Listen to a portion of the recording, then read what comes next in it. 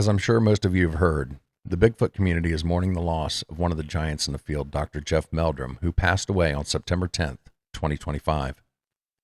During this episode, you will hear my guest and I refer to Dr. Meldrum in the present tense, as this interview was recorded back on July 17th. During this sad time, please keep Dr. Meldrum's family in your thoughts and prayers.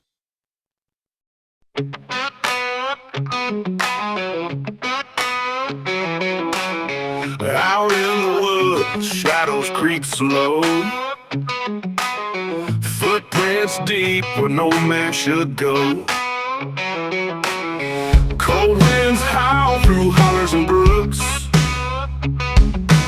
Whispers of Bigfoot in the way it looks. Myths, monsters, and mullets in the night. Under a pale moon, strange glowing light. Truth out there like a blade it cuts. Myths, monsters, and mullets run amok.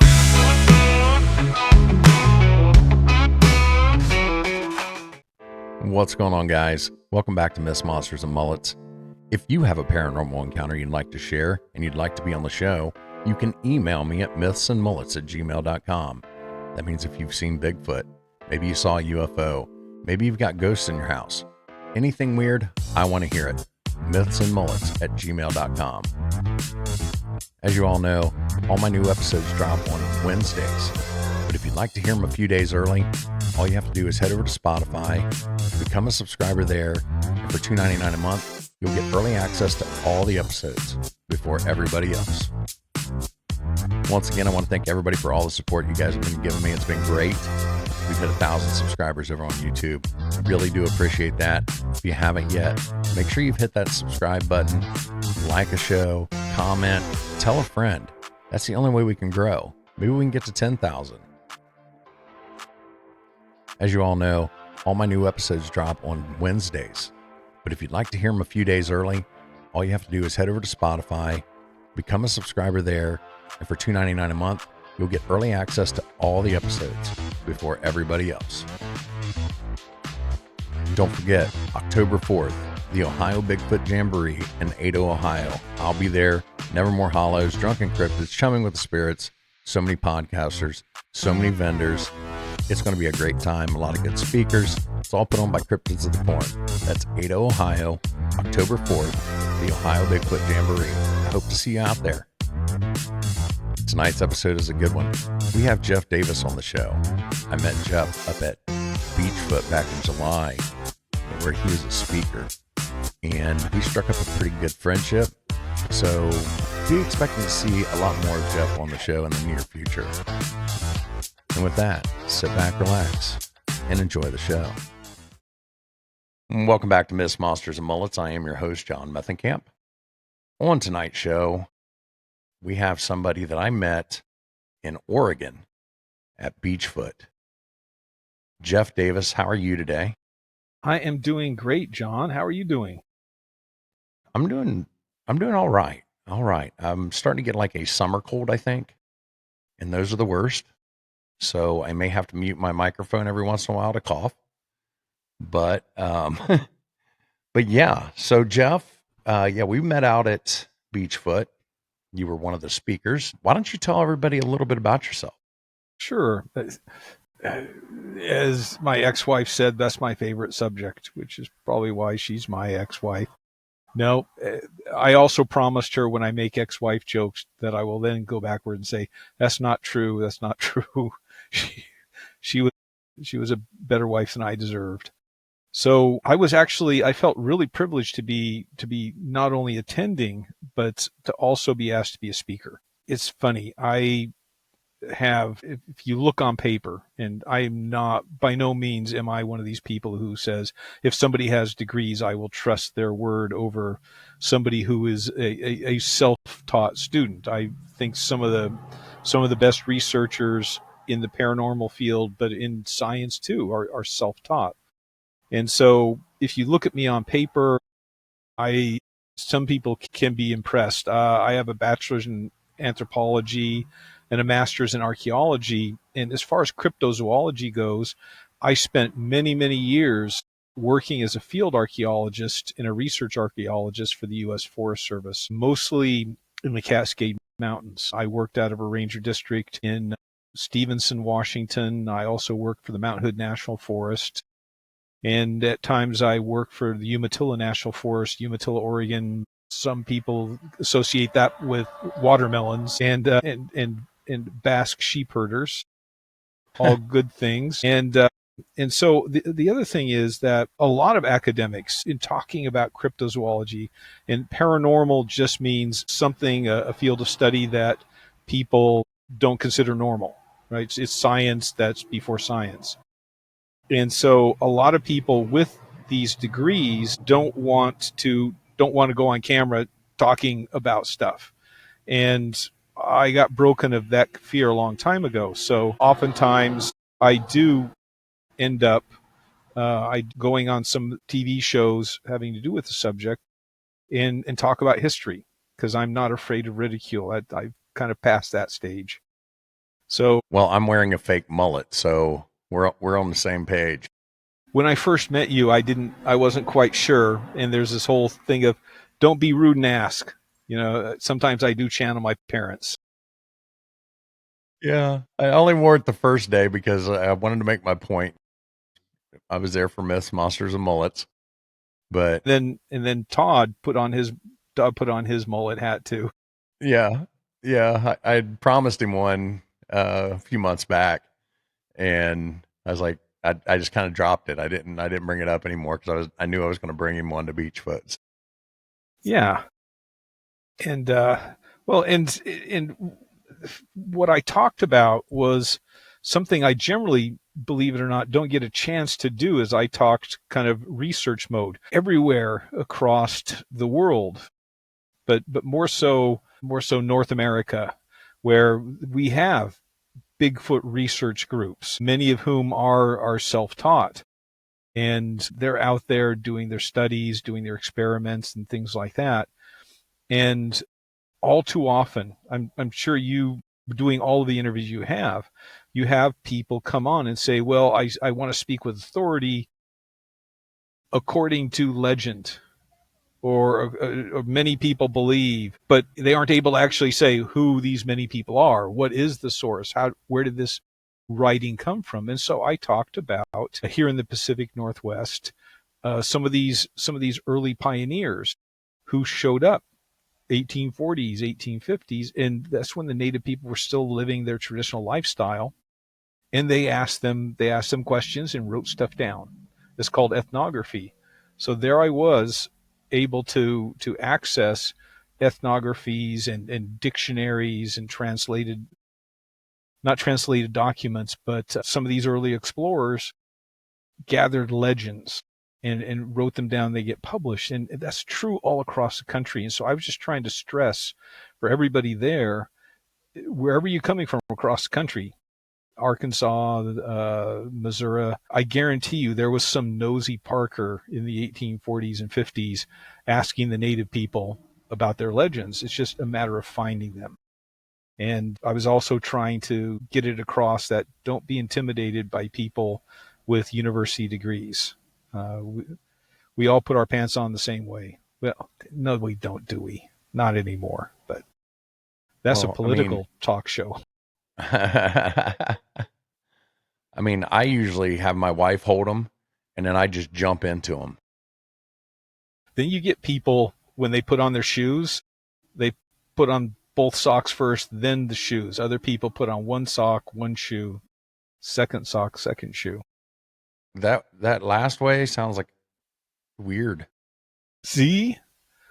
I was a kid in the 1960s and 70s, and that was one of these routines on the show All in the Family with Carol O'Connor, where the son-in-law, Meathead, put on his shoes and socks that way, and Archie Bunker stood over him telling him the very same thing that you'd like channeled Carol O'Connor. You're doing it, geez, you're doing it wrong. Yeah. I want to bring up a point, though. I really don't think it was fair that you were able to drive to Beachfoot and I had to fly there. I know, but if I come to Arkansas or Missouri, guess who's going to have to fly and then get a rental Well, car? I'm in Indiana, so it don't matter. That's true. You want to come out to Indiana, then you can complain that I was able to drive. Actually, I will drive to, if it's within 8 hours, I will drive. I'm going to stop myself before saying I would too, because we both know that somebody's actually going to contact you or me and say, "Hey, Jeff, why don't you come on out? It's only it's a 12-hour drive. It's only 4 more hours." Right. And then 16 is only 4 more after that. I know. Reach a certain point where I'm not even going to say we get old. We just get lazy, and we indulge ourselves by saying, "No, I'm not going to do it." Right. Right. I hit that at about, I think, 12. Yeah, when I was in my 20s, sure, why not? 24-hour drive? Yeah, let me load up on Monster energy drinks and a whole bunch of sugary candy, and I'll do it. But not anymore. Yeah. Yeah. So let's you and I spent a lot of time together at Beachfoot. Yeah. When I got there, the only person that I knew that I'd ever talked to was Todd. And I do want to thank you because you were the first person to come up and strike up a conversation with me. And I really appreciate that because I kind of felt out of place at first. And you coming up and striking up the conversation really helped me kind of feel like I fit in because I felt like I was the small fish there. Let's put it that way. Well, it's funny, isn't it? Body language. You learn to pick out people who, yeah, they don't feel like they quite belong, but they know they belong. Will the group be accepting? I've been in that position many, many times in my different incarnation in the Army. That was one of my assignments. Was I was a military historian, so I had to travel from fire base to fire base, talking to soldiers, and I was always a stranger. So I felt right in talking to you because I could tell. Or was it the mullet? I don't, you know. I'm gonna just say it was the mullet. I mean, it attracts everybody. At the same time, then once we're attracted, we think of Joe Dirt, and then we repelled. Right. It's just a conversation starter. That's all it is. Yeah, yeah. There were some interesting folk there. The gypsy lady and her husband. Yeah, I didn't get a chance to sit down and talk to them. They were an interesting couple. What they're doing now, they're in their 70s, and the wife of this couple, she found out in later life that both of her parents were descended from gypsies, as in like she's like one generation removed from singing gypsy songs around the campfire. Wow. And it was one of these cases that I'm familiar with where at a certain point the family said, we're going to assimilate to the point where we're not going to tell anybody and we're going to invent a false family. And what her husband did for her, and this was so cool, is he built her a gypsy trailer, a gypsy, not just trailer, but gypsy wagon house. Yeah. And it's done traditional design, and inside is all well designed and compact. They've got a little teeny wood stove, and they got a bed, and they got fold down furniture, and they've got Central European rugs and Persian rugs there. Wow. And two of them volunteer. I think they're in Bandon, Washington, and they just kind of run as volunteers, kind of a clearinghouse where people along the Oregon coast come to them with their Bigfoot or cryptozoology encounters. And so they run that as like a records source. Right. And they were just pretty nifty people. I enjoyed talking to them. Yeah. Yeah. There were so many people having their side conversations. Sometimes it was hard to, I don't want to be rude. I'm not going to just jump in and say, hey, my turn. That's when you go like this and go like, let me in. Right. I'm not going to do that, especially with like Ron Moorhead and, stuff like that. it was really tough to get him alone for even 15 minutes. Luckily I did, but because there were so many people there, it was kind of hard to talk to everybody. Absolutely. I think I told you, Ron and I appeared in the same TV show, but we had never met during filming, which is not unusual because this was a show called Alaskan Killer Bigfoot, and I was on source as a historian, and so they put out 8 episodes, and I was live in 2 episodes, and then another 5 I was a flashback. When they're sitting around the campfire and one of them says, "Remember what the historian said? Don't go into the woods." That would be, and Ron was in 2 episodes. They were different episodes, and I'm not sure if you were, well, especially doing all these podcasts, you meet people all the time who worked on shows as part of the greater cast and crew.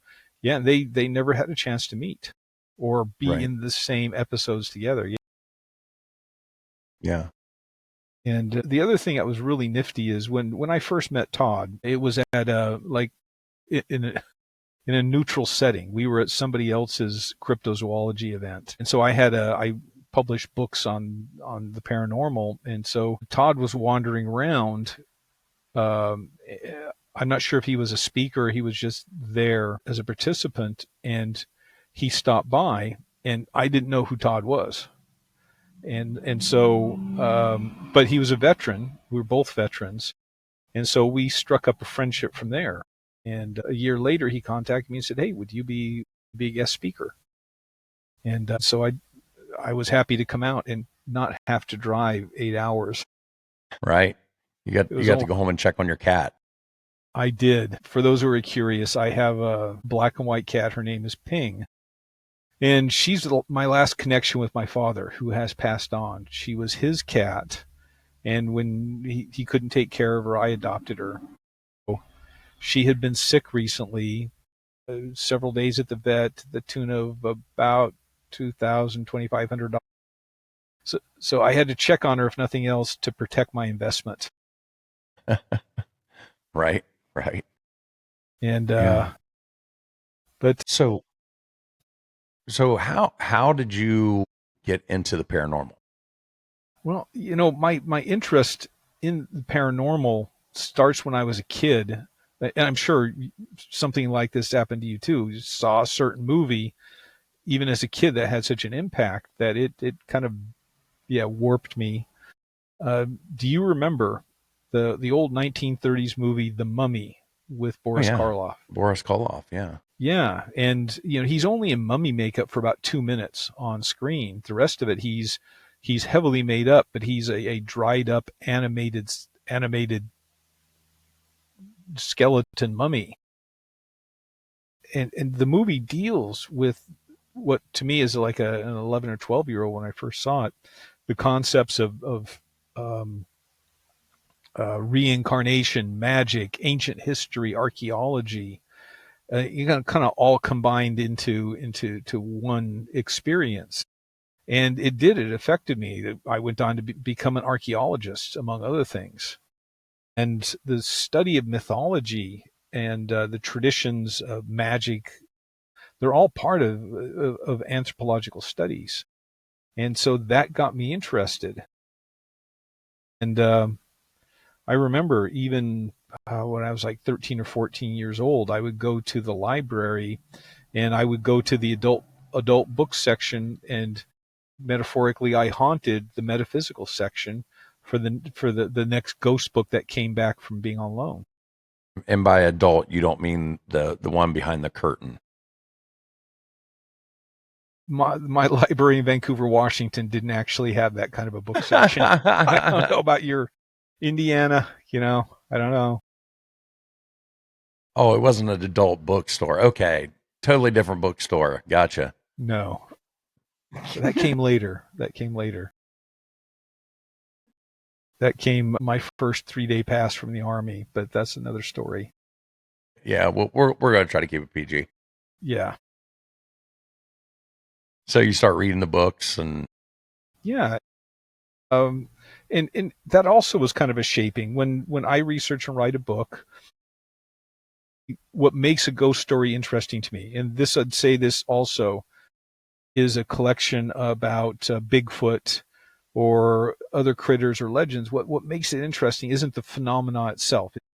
As I tell people, if you talk about, I opened my closet door and this gelatinous octopus-like thing shot out, and it wrapped itself around its tentacles around my head and put a snorkel down my throat and injected its next larval form into me. While that's kind of interesting, that's also the plot for Alien. yeah. And was to me more interesting is how the hell did that ship get on that planet, and how did these eggs actually survive for thousands of years waiting for human beings? The background, who's the ghost, what tragic things happened to keep them there. That to me is more interesting, I think, than the rest of the phenomena itself. I don't know. Did you have a paranormal encounter though? Believe it or not, all these years I have never actually seen an apparition, never seen a ghost. I've had everything else happen: hot spots, cold spots, apports, objects appearing, or you put something down and then it disappears only to reappear again later. All that stuff happened to me. So do you do like ghost hunts and stuff like that?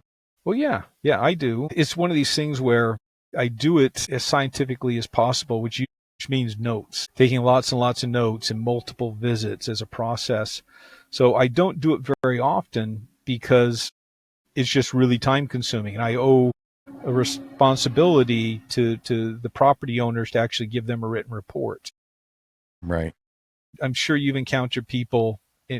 There's nothing wrong with what they're doing. I wouldn't do it this way, but they go visit a place and they bring their gizmos, they unfold them, set them up, get video, get audio, and then they tell the owner, and then they like walk away.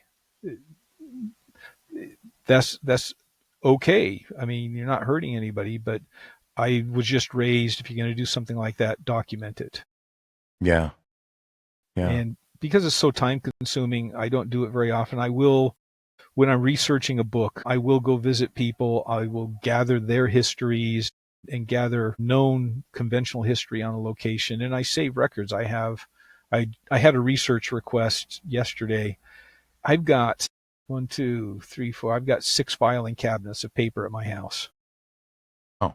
Newspaper clippings, notes, research projects. Yeah. I don't even know how many gigs of digital data I have. Right. Lots. So the paranormal, you do some ghost hunts, but what about the cryptozoology part of it though? Yeah, that it's so funny. When I was working for the Forest Service as an archaeologist, it was really frowned on by administration and bosses. Nobody came out and shook their finger at me and said, "You will not, if you see Bigfoot, tell anybody." But it was just bad taste. There was this very subtle pressure. And when I was working for the Forest Service, this was in the midst of this big timber sale boom, where on my forest they cut like 70% of the available trees, 80% within a 10-year period. So the mantra was get the cut out, get the cut out. And I did archaeology work where I went into places where theoretically nobody but isolated hunters would ever go and look for Native American or like civilian conservation corps can dumps. So some of this was pretty old growth country. And I never saw anything, but I have to point out I never looked for anything either. And at the talk that I gave, I don't know if you remember, I talked about a local guy named Datus, Datus, Perry. And he was a local guy who had an encounter with a Bigfoot to the point where he actively went out into the woods. And this is like the 1970s, 80s, into the 1990s. And This was so, but what ended up happening is he was so sincere, but he came across as a crackpot. For instance, he collected scat, he collected droppings. And these days, people will send it off to a lab for analysis. The DNA testing is just getting cheap enough. But this is the 1990s. He kept it in a cigar box wrapped in newsprint. People thought he was a crackpot for that. One of the other things, I call it the Great Bat Cave Incident. There are all these lava tubes and natural caves throughout the Cascade Mountains. And so he wanted to improve Bigfoot habitat. So he went into part of the cave network, and he had these woven grass vegetable mats. He was putting those down for the Bigfoot to sleep on. And he noticed in one case there was just a very narrow opening from one passage, or narrow passage from one chamber to the next. So he got some dynamite, and he opened up the caves. But he was so intent on this, he didn't think that this was habitat. This was endangered bats habitat. And so there he was for his Bigfoot, real or imagined, making that cave uninhabitable for all these rare and endangered bats.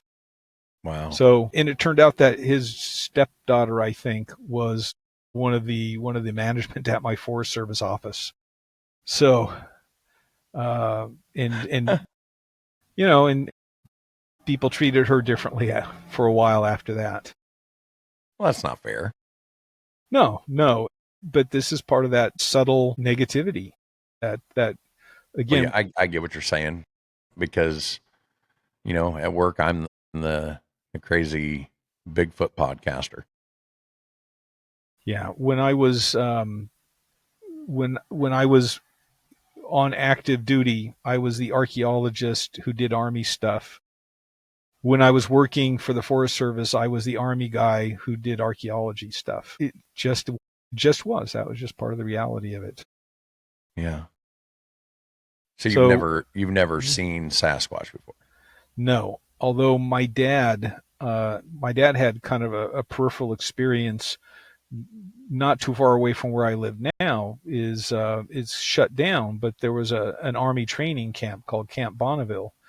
And his National Guard unit was there over one weekend, and they were packing up their stuff to leave. And one of the soldiers said, "I got to go to the bathroom," but they were too far away from. In the Army, a latrine is the bathroom. So they said, "Well, use the green latrine. Just go in the woods." So this guy kind of walked off into the woods, and he came back several seconds later, screaming, you know, "Oh my God, oh my God, oh my God!" And like he was holding up his pants. And he told them that he was going through the woods, and not too far into the woods from where he was, he actually came into another clearing that was the dump.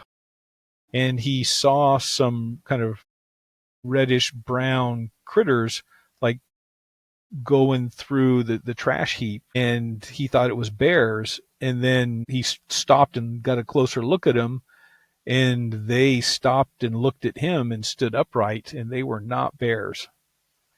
And so he turned around and ran back, and then everybody came back with him to the dump, and there was of course nothing there. Wow.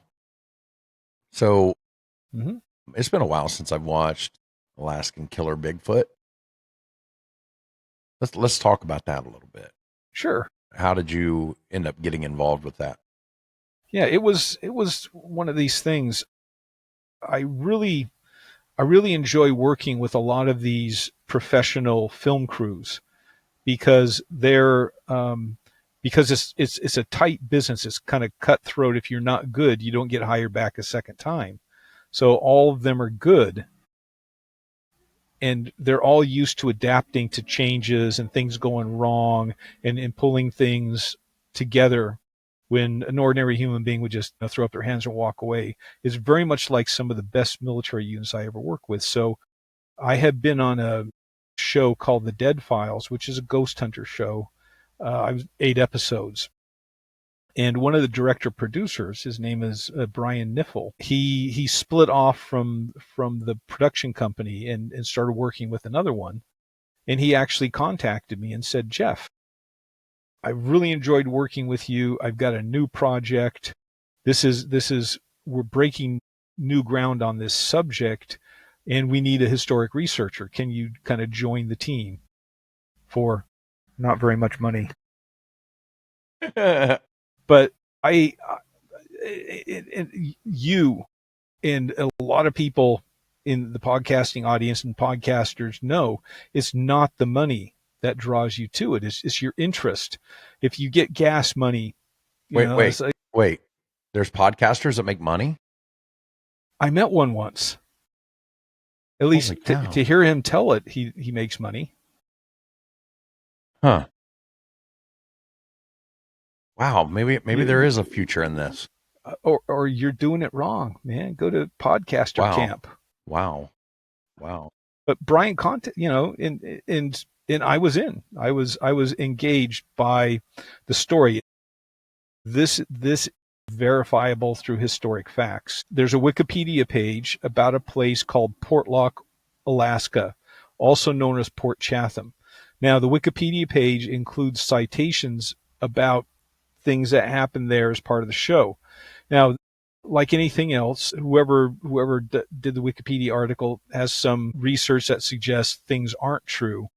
But from where I stand and what I know, everything is true. As a matter of fact, I just got done talking to Brian, and I was one of the historic researchers on it. So I stand behind what I brought to it. So the place called Portlock is at the tip of the Kenai Peninsula in Alaska, as part of the Cook Inlet. Kodiak Island is not too far away, for reference for people. The historic record for this place begins with Captain Cook. He didn't physically land there, but he charted the area. Later on, one of his subaltern captains, a guy named Nathaniel Portlock, hence the name, actually landed. We know because they recorded the longitude and latitude. A little bit before Portlock landed, a Spanish explorer also landed there. The Spanish expedition, the next day after landing, they performed what's called the possession ceremony. The whole kind of joke of, I claim this land for the King of Spain. And the next day, several of the sailors... I do that every time I use a new bathroom. Pardon. I've got my laptop on my lap, so pardon me when you tell something that does make me laugh.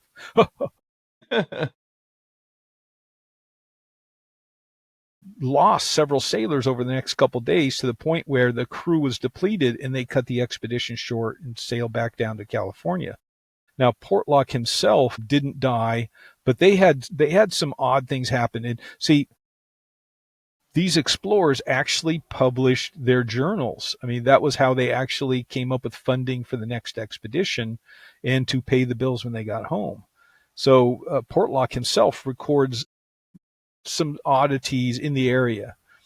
And it is later, highlighting in the historic record, later, about 1900, there's a fishing cannery operation that sites itself in what's now Portlock.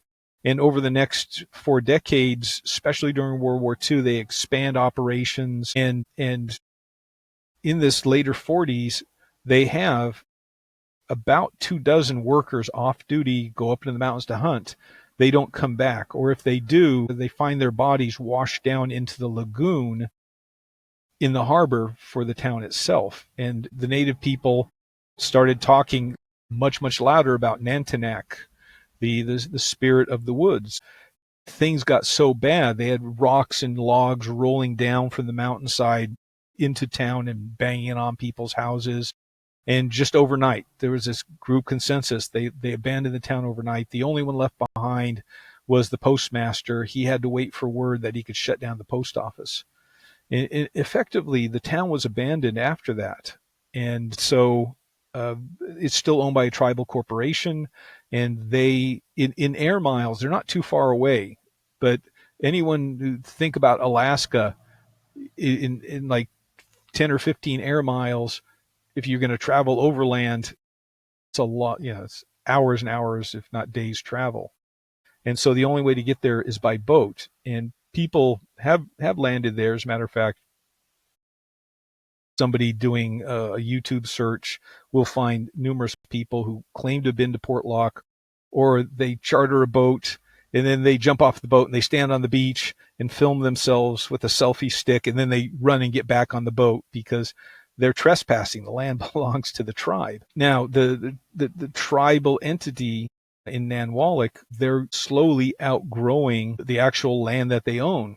And so they wanted to find out whether or not it's suitable for them to restart the fishing operation, the canning operation, and to make sure that Nantanac isn't going to kill people again. And so that's part of the premise behind this. So without seeing Sasquatch, what are your thoughts on it? The thing that is engaging to me, strictly academically, is the historic record. This is a case. This is a case where, long before media wanted there to be Bigfoot, the native people were talking about it. Recently, talked to one of the I hesitate to say cast members, but DJ, the cook, the camp cook, is a native person, and he showed me a kind of an archive as a published book, where several decades ago, as a school genealogy project, the school kids went to the elders and gathered stories about Portlock and Nantanac, and it included stories of Nantanac. So, this is before the media hype. And that is what is so fascinating, and it gives it, to use the expression, it gives the story legs, is Right. because this is prior to YouTube, and it's prior to the internet, and many of the stories, the kind of the guts, the character of Nantanac and the incidents and powers and all that, it is very much in line with other Native American traditions throughout the Pacific Northwest. So just like I say to people, what about ghosts? Virtually every country, culture in the world believes in ghosts, and except now our own Western scientific-based society. But if you have all these cultures believing in it, there must be something to it. Right. I mean, when people like you and I, that look like you and I, landed here, the natives would tell them about the deer and the bear and the wolf. And they were like, "Oh yeah, that sounds right." And then they talk about the Sasquatch, and it's like, I don't know about that. Yeah, and isn't it ironic with cryptozoology and modern genetics? When I went to school, there was Homo erectus, my finger up and up high enough to see. Yeah, there's Homo erectus. There was Neanderthal man, and there was modern Homo sapiens. That was it. And they were all three separate species. And now we know, Homo erectus set aside. We've got Homo floresiensis, the quote hobbit people found in Southwest Asian islands. We have Denisovans, I guess Homo denisovan, who we know humans could interbreed with because we've got the genetic evidence. We know Neanderthal people interbred with modern humans. If you get a 23andMe or any of those genetic testing things, they'll tell you what percentage of you is Neanderthal and modern humans. And there's now discussion that maybe there were one or two other human subspecies. So why not a collateral cousin that you couldn't call homo meaning human, but is still a cousin that we weren't aware of, simply because science should advance. Sorry if I'm talking and sounding like Charlie Brown's teacher, wah, wah, wah. No. I was going in a different direction here. Okay. Not only though, we talk about Sasquatch or Bigfoot, and most people think, well, that's California, Pacific Northwest. But this is not just a North America thing. You have the Yeren and I'm drawing a blank on what they call it in Russia, the Yowie in Australia. You hear of these things all over the world. Why do you think that mainstream science is so against even looking into this stuff? because they don't want to look silly. And they should be courageous. I mean, when you think about some of these European explorers going to Africa looking for this beast that sort of had the legs of a zebra and the neck of a giraffe and the body of an antelope, and everybody said, "No, you're crazy," and then they bring back an up copy. Right. I encourage your watchers. There are various websites that are related to cryptozoology, where what's the cryptozoology find of this year? And oftentimes it's small animals that have been recorded and thought to be extinct for 100 years. Nope, we were out in the boondocks and we found this critter. So Yeah. the coelacanth, a living fossil, the old coelacanth fossils, tens and tens of millions of years old, and yet it's still out there. And this is a sad thing about historic research or science, where somebody stakes their reputation. You get A plus B plus C, but you make this jump, A, B, and C, but you make this jump to F. And you stake your reputation on it. And you know what? That's okay. But when somebody finds D and E and they lead to G or H, one, the person who was wrong may not want to admit they're wrong. And two, the critics won't let them. Then their reputation suffers because, well, you're not trustworthy because you got it wrong. You have a certain number of facts and you're called upon to reach a conclusion or a guesstimation. People should be forgiving of that. I mean, as a historic researcher, I've looked at some of my own papers, and my master's thesis was on the Vikings in Greenland. And I will tell you this for nothing, 45,000 words on the Vikings in Greenland. I was hitting the books pretty hard. But in the 30 or so years since then, of course, more stuff has been found. Or Google Books. Google Books has now translated these historic documents that weren't available to me. So shouldn't I be allowed to go back and say I was wrong because I didn't have the research? But yeah. Yeah. And it kills me, the people that are, and I'm sure I've got people that's going to watch this episode, and I might make them mad when I say this. The people that they watched one or two YouTube videos and now they're experts. And well, this guy's a fluke or a freak because he doesn't agree with me. That's not how science works either. It's a free flow of information to learn, and people have forgotten that's how science works. And I'm not trying to get political, but when a certain president used the term "the science is settled," that's an oxymoron. Mm-hmm. Science should never be settled. Yes. Science is about continually learning and testing, and you can never say science is settled. That's my opinion. Yeah. As a non-scientist. Which is why I encourage people to be self-taught, is because they're not contaminated by some bad habits and traditions. There are different models of what the scientific method or how it's supposed to work. But I'll do the diagram, right? But you start off with a hypothesis, an idea, and then you test the idea. And here's the thing. Yes, you gather information that supports your idea, but you look hardest for information that says, no, your idea is not entirely correct. You look for what they call refutation, refute. And then you take the supporting data and the anti-data and you refine your hypothesis, and then you test it again.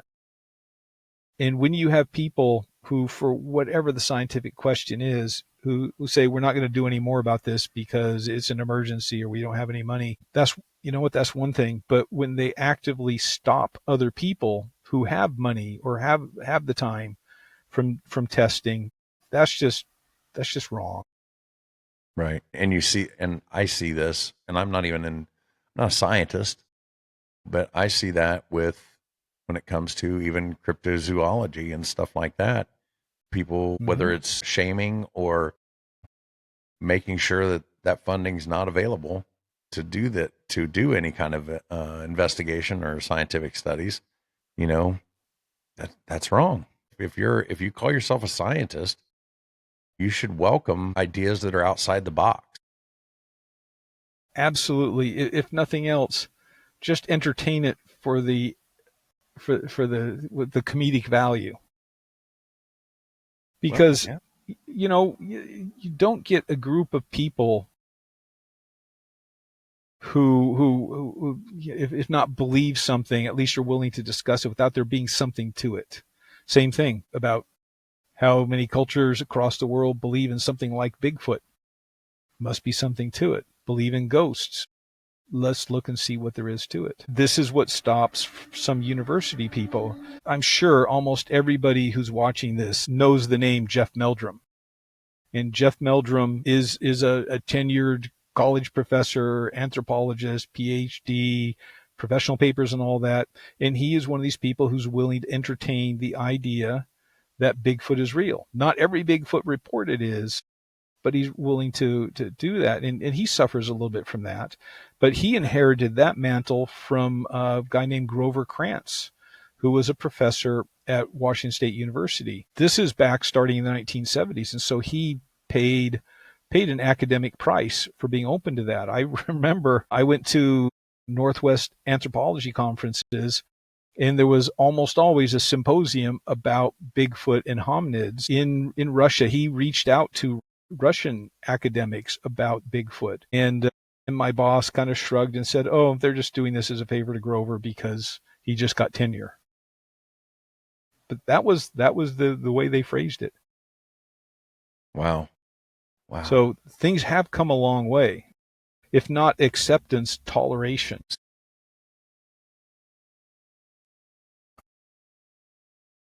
Talked about the historical accounts of Sasquatch and different cryptids and things like that. Do you feel that there are more encounters now, or were there more encounters in the past? That's a great question. And I cannot answer it fully for some reasons, because that's a professional question. And so I'd have to look at raw data. Now, here's some things to consider. The actual population that would come forward, the population of the United States 100 years ago or even 50 years ago versus today, vastly different. So today, one person in 10,000 sees and makes a report about it. I'm throwing that out there.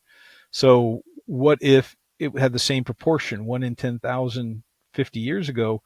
You're going to have fewer reports in numbers, but proportion of the population, that's different. Also, America's population was a lot more rural 50 years ago, so the odds of actually having a Bigfoot encounter were probably higher 50 years ago. People going out into the virgin woods and hunting, we don't have as much of that anymore. Then again, counter to that is because of more acceptance level today, more people are willing to come forward and talk about it. Yeah, that's how I feel. I feel that I don't know that there's more. I think that, like you said, it's more accepted. And two, we have this magic box that you and I are talking on right now called the internet. I'm an AI simulation, by the way. People with like minds can get together that normally wouldn't get together. I mean, you and I would not have met without the internet. That's very true. And our inquisitiveness, and again, getting to more common acceptance, people are more willing to be open to actually taking the effort to leave their house and travel to gatherings and conventions and conferences, or tune into a podcast. I agree. So I know there are more reports being made now than 50 years ago. And we just have to parse out whether or not the proportion of people having encounters is the same now or increased. I don't know, but certainly a willingness to talk is. Right. See, I said yes and no at the same time. That makes me a government expert. You worked for the government at some point. We can tell. Oh, yeah, you already said you did. Yeah, I did. Yeah. And I'm master yet. Well, all right. Behave. Yeah. Yeah. We don't want to get you in trouble, man. No, I can neither confirm nor deny any affiliations with the United States government at this time. Okay.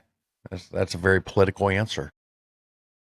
I was actually on a podcast with somebody, and they actually did ask or comment on the wrong question. And so I had to pause trying to figure out the non-committal answer. Please don't get me wrong. I was nothing like a spy or anything like that, but I was a military historian. I traveled and talked to people about military operations.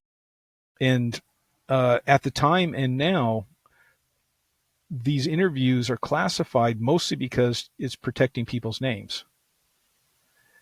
And so these history interviews that I did a couple decades ago, I may actually be alive if I eat a whole bunch of high fiber cereal and give up smoking and booze. I may be alive when they're declassified.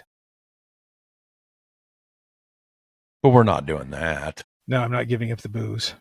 So working in the field that you did, what do you think of the reports of that they were using Black Hawk helicopters, or they were using helicopters to airlift Sasquatch out of the blast zone of Mount St. Helens? Well, that was May 1980. And you know what? I was in the Army Reserve at the time.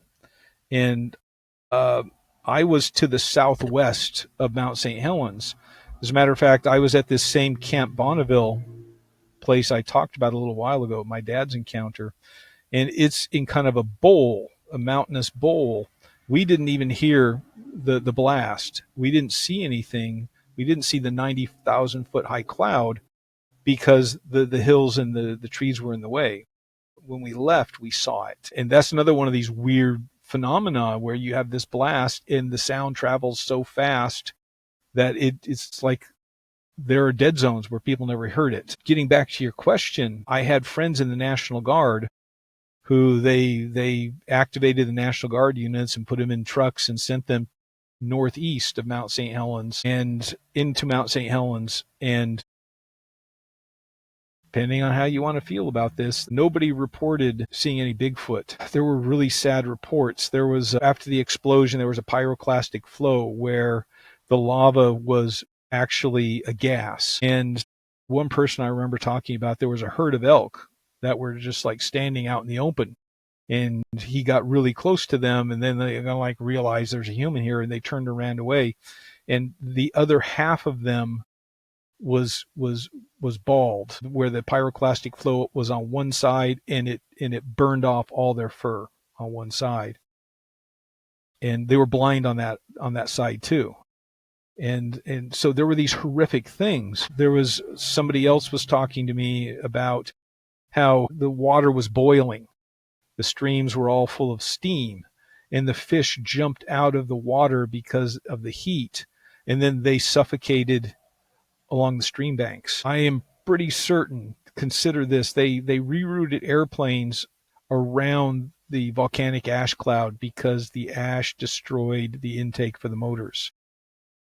So I myself would not want to be a helicopter pilot flying around Mount St. Helens right after the eruption, ferrying away Bigfoot. Right. Because my helicopter would probably stop working and I would crash and die. Right. That was kind of a... Was that a test? It wasn't really a test. You know, you have some experience in the military.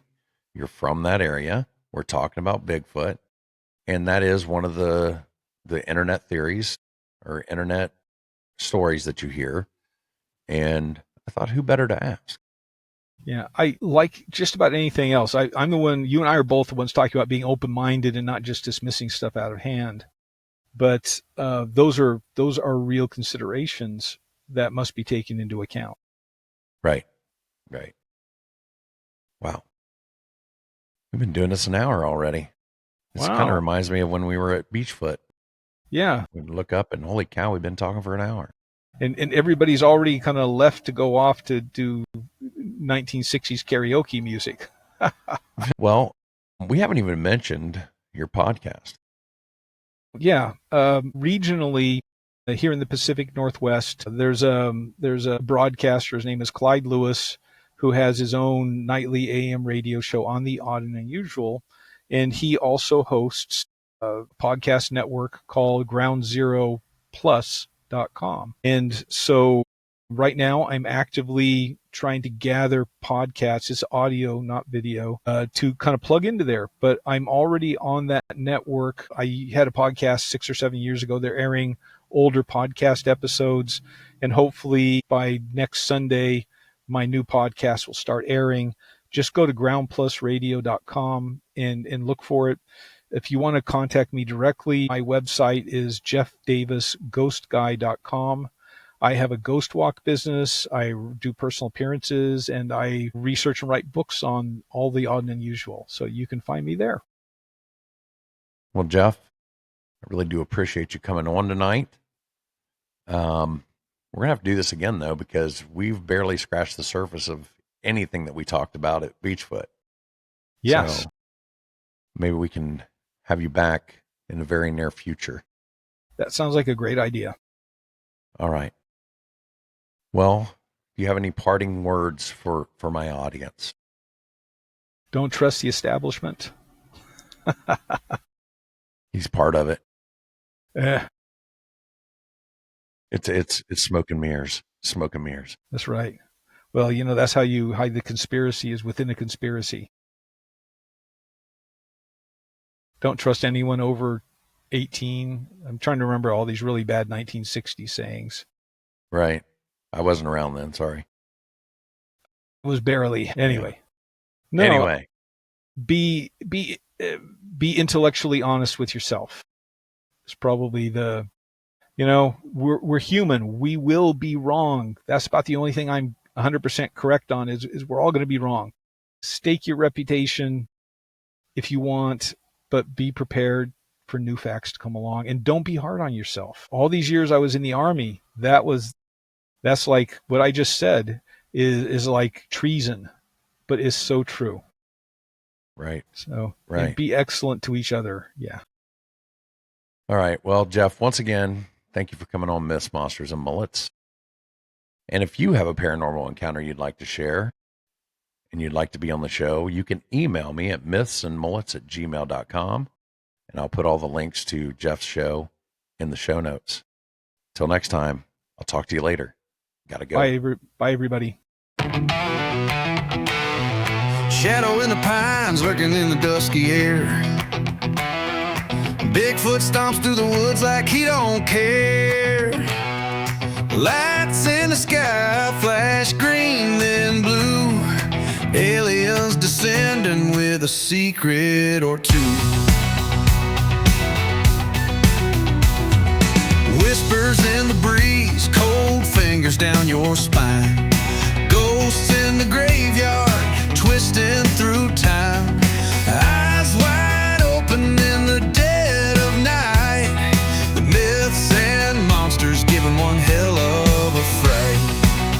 Oh, Myths, Monsters and Mullets podcast, spinning wild tales of a future and a past.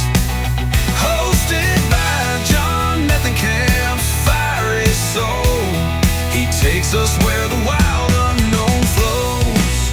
Oh, Myths, Monsters and Mullets podcast, spinning wild tales of a future and a past. Hosted by John Methencamp, fiery soul. He takes us where the wild unknown flows. Down by the bayou